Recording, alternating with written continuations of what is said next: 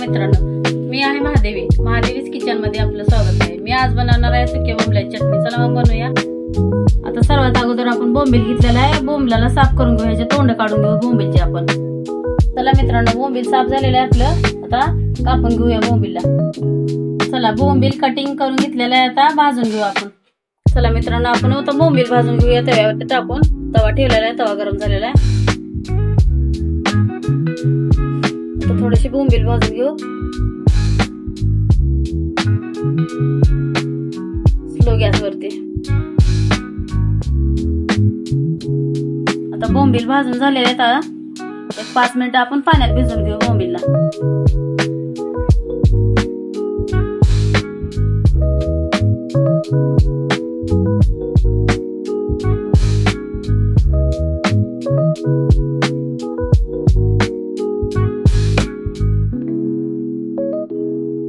आता आपण मसाल्याची तयारी करून घेऊ। मिरची आणि लसूण भाजून घेऊ, मिक्सरला फिरवून घेऊया बोंबील सोबत। चला सर्वात अगोदर आता आपण तेल टाकून घेऊ तव्यामध्ये, कांदा भाजायला बोंबलाच्या चटणीसाठी।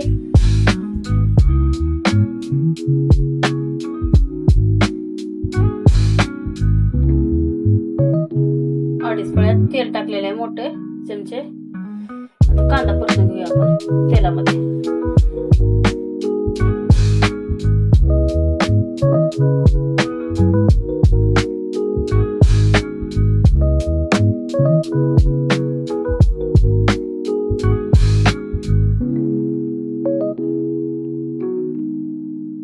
लालसर असं कांदा भाजून घेऊया आपण।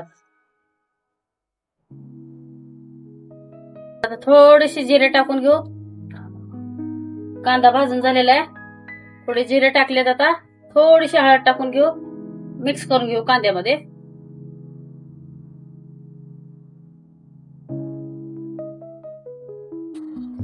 आता हे बोंबील, हिरवी मिरची, थोडीशी कोथिंबीर वाटून घेतलेलं आहे, ते टाकून देऊ ह्यामध्ये कांद्यामध्ये।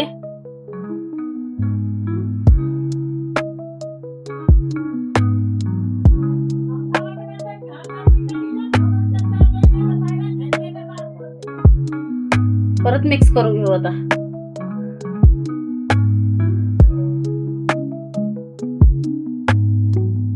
असं खमंग भाजून घेऊया चटणीला लोखंडाच्या तव्यामध्ये। कधी पण चटणी करताना लोखंडाच्या तव्यामध्येच करायचे। सुकट बोंबीलची चटणी खायला एक नंबर लागते चवीला।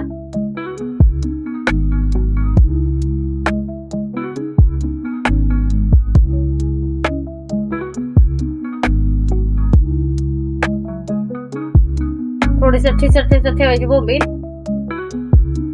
हाताने चवीला येतं।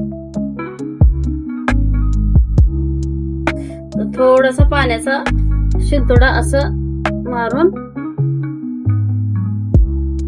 त्याच्यावरती झाकण ठेवू एक 5 मिनिटं।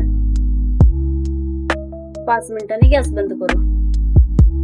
चला तयार आहे आपली चटणी। आता आपण बघूया उघडून, एक 5 मिनिटं झालेलं आहे। गॅस बंद केलेला आहे। आता एक नंबर झालेली आहे चटणी। ज्वारीच्या भाकरी संग, बाजरीच्या भाकरी संग खायला एक नंबर लागते चटणी आता।